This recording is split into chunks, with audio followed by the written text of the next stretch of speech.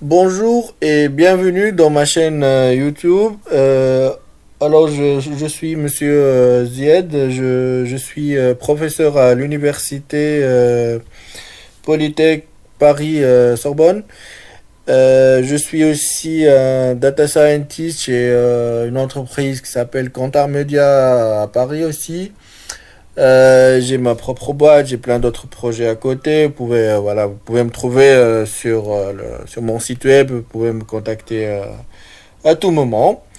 Bon, l'objet alors de cette vidéo est de vous expliquer, de vous montrer le domaine de data science et tout ce qui touche aussi ce domaine-là. Je vais vous parler de plus sur les sous-domaines de la data science. Alors, en partant de l'analyse de données, de la statistique, de la programmation associée, des algorithmes de machine learning et de l'intelligence artificielle, les frameworks big data et tout ce qui est visualisation associée, quand on enchaîne comme ça.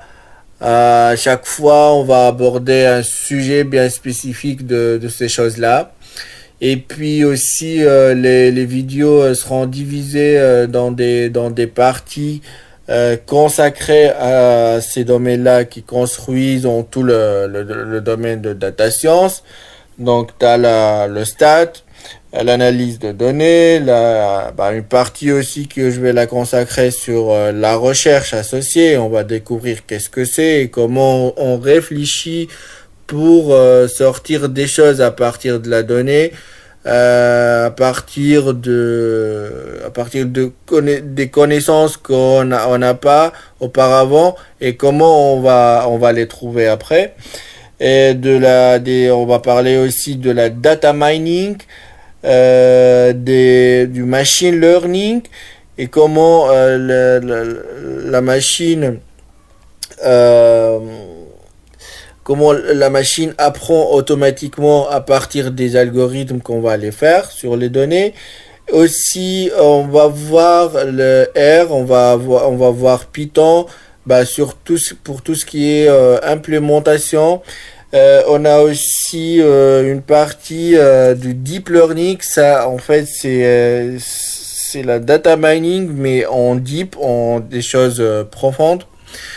Et tu as aussi les algorithmes, les frameworks, Hadoop, Spark. On va voir leur implémentation sur Linux. Bien sûr, comment on va les installer, on va les utiliser aussi.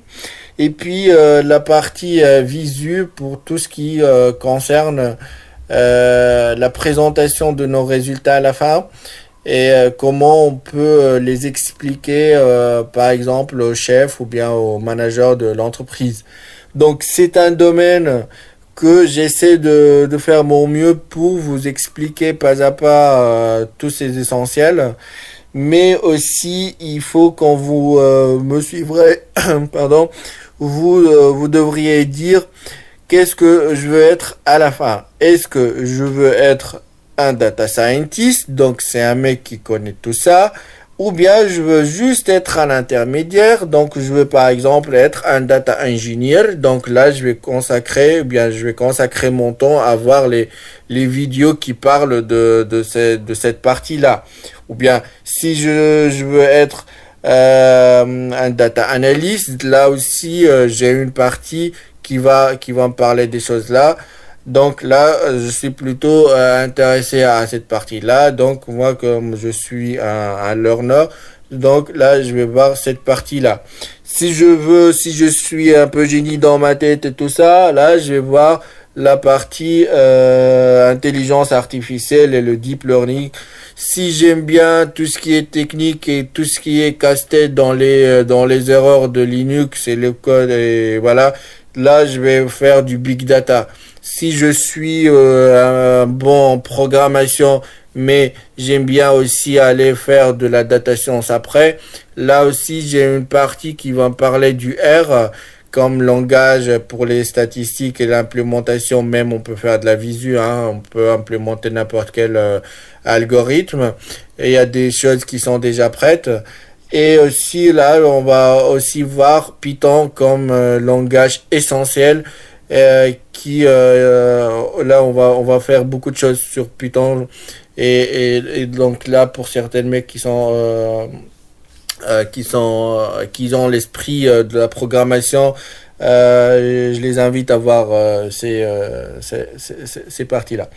Et bien pour les nanas ou bien pour pour les nanas parce que je sais bien qu'ils aiment pas trop le casse-tête, ils aiment pas trop le code, donc ils ont aussi une partie visu et donc une partie visu donc qui parle de comment on va valoriser les informations qu'on a trouvées à partir des données, comment on les présente et comment on interagit avec des choses visuelles pour expliquer les choses à partir de la donnée. Bon, bien sûr, c'est pas comme ça, c'est pas comme y a pas un mec qui travaille tout seul dans une entreprise, hein. Bah là, quand je vous ai parlé des sous-domaines de la data science, là, vous devriez aussi imaginer que vous êtes dans une équipe, que chacun travaille dans son propre domaine.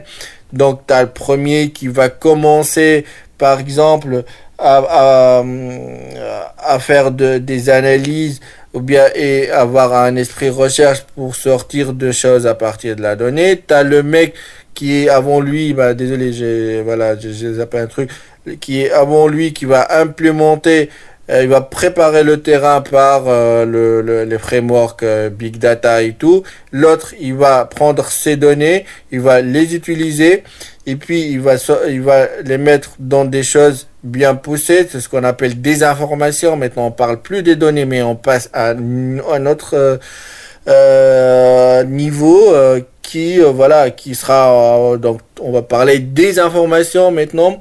Donc là, tu as le mec qui font de la recherche là-dessus et qui analysent ça. Et puis, tu as à côté de ça les gens qui à partir de ces informations-là, ils vont faire des algos de machine learning et de l'intelligence artificielle basée sur ces données-là. Et puis, si on a trouvé des choses, tu as aussi les développeurs qui vont bien prendre tout ce que les chercheurs ou bien les analystes ont trouvé, ils vont les mettre dans les logiciels, dans les logiciels, après dans moi je veux pas dire le mot logiciel, mais oui, mais pourquoi pas en fait, des applications, des dashboards et tout ça. Donc là ils vont développer des choses sur mesure pour implémenter ou bien pour mettre ce que les autres ont trouvé dans ces applications. Et puis tout en faisant bien sûr des dashboards de visu, des diagrammes, des choses comme ça qu'on va les découvrir après. Et puis t'as les gens qui travaillent sur tout ce qui est visu, donc interactivité visuelle, qui vont toucher à la dernière étape. Et t'as les mecs aussi qui travaillent sur la qualité pour assurer que le processus de fonctionnement là ça roule bien et ça fonctionne très bien. Vous allez me dire, oui, mais monsieur, mais il est où le data scientist? Le data scientist, on peut le voir comme un chef de projet qui va contrôler tout ça. Voilà, donc c'est un mec qui est censé connaître tout ce qu'ils font ses employés. Donc il est censé connaître le statisticien, qu'est-ce qu'il fout, le développeur aussi, l'analyse de données aussi. L'ingénieur de données, les gens qui font de la visu, qu'est-ce qu'ils font? Bon, est-ce qu'il doit savoir qu'est-ce qu'ils font exactement ou pas? Là, ça dépend, hein. Là, ça dépend des connaissances acquises par un mec qui se dit que je suis un data scientist. Il doit aussi avoir un bon esprit de recherche parce que si l'équipe trouve un problème au milieu de travail, là, lui, il est censé trouver comment ils doivent s'en sortir. Mais aussi, c'est leur propre rôle, c'est son propre rôle aussi, c'est d'apporter quelque chose de nouveau à l'entreprise. Ça veut dire, si je suis une entreprise, je m'adresse à un data scientist, je vais lui dire, monsieur, j'ai des données, et ce que je veux, c'est vous me trouvez de l'or dans mes données, soit pour vendre des produits, soit pour améliorer ma productivité. Et ben donc le mec, il doit avoir tout un esprit sur ce que je viens de dire, hein, sur le data engineer, la data vis, le data analyst, les gens qui font de la recherche et le développement et tout ça, pour placer son équipe dans leur place, mais aussi pour assurer le bon fonctionnement et parce que lui, il sera le vis-à-vis direct envers l'entreprise. Et, donc il sera comme, si on veut le voir, il doit être comme un chef de projet, voilà, chef de projet.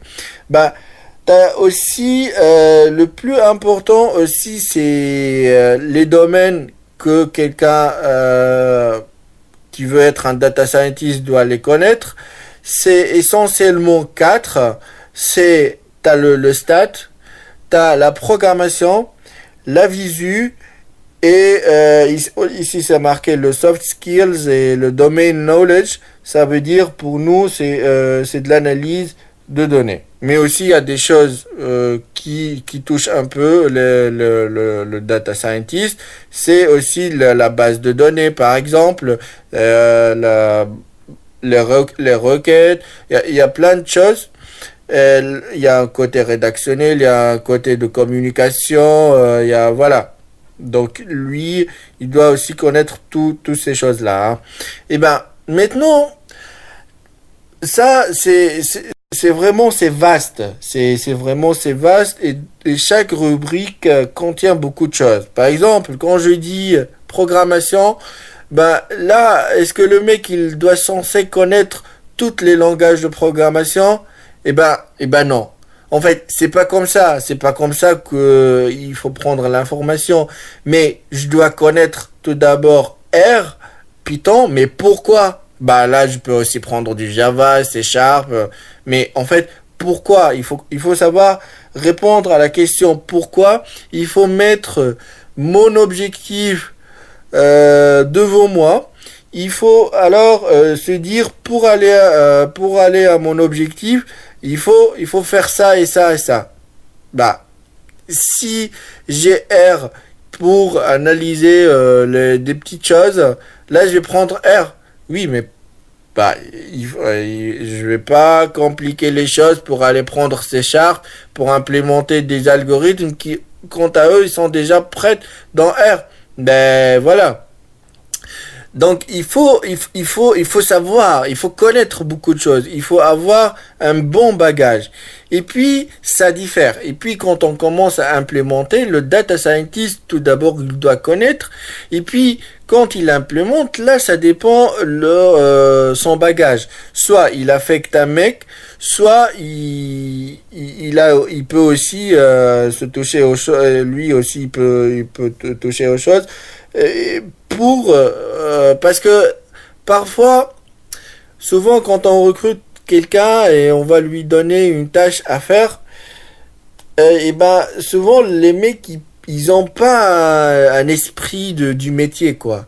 Donc là, le data scientist aussi doit avoir un esprit du métier pour aider son équipe. Parce que si son équipe va bien et le processus de fonctionnement va bien, tout le projet réussit. Ben, c'est lui le vis-à-vis. Mais voilà, c'est l'objectif de cette vidéo, c'est de vous donner un peu une idée globale sur tout ce qu'on peut, tout ce qu'on nomme, bah, voilà, tout ce qui est data science et voilà, un esprit là.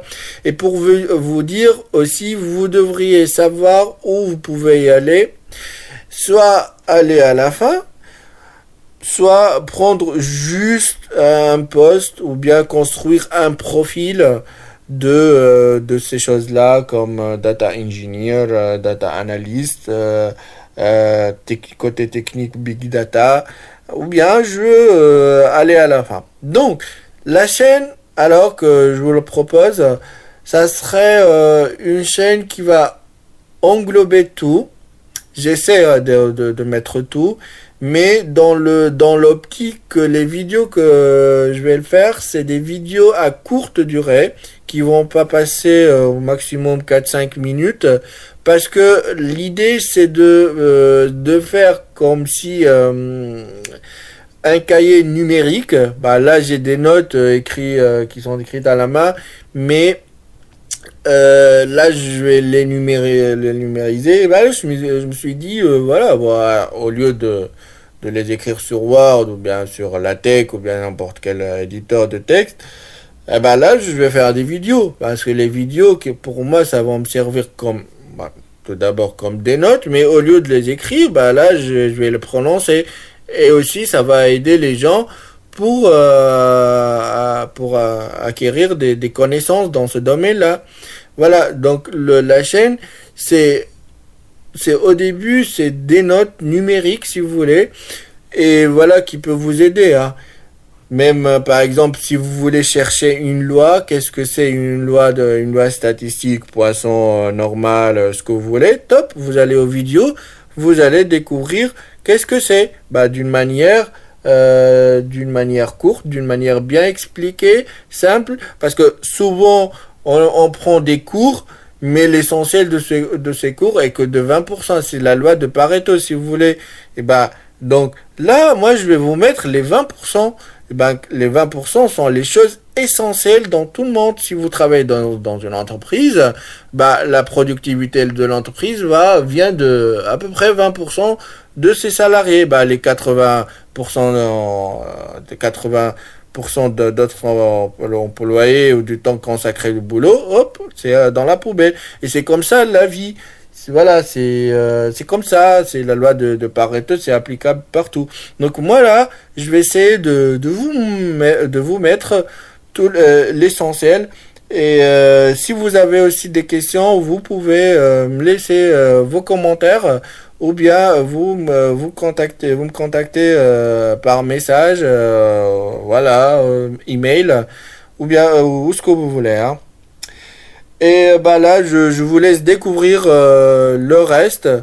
Et je vous invite à bien organiser tout d'abord, à faire un plan de travail, mettre votre objectif devant vous et dire je veux aller là et je veux aller là. Donc pour aller là, je dois mettre je sais pas combien de temps. Et dans ce temps-là, j'ai une partie théorique pour tout ce qui est acquisition de connaissances et j'ai une partie pratique pour tout ce qui est implémentation. Voilà. Merci beaucoup et à la prochaine.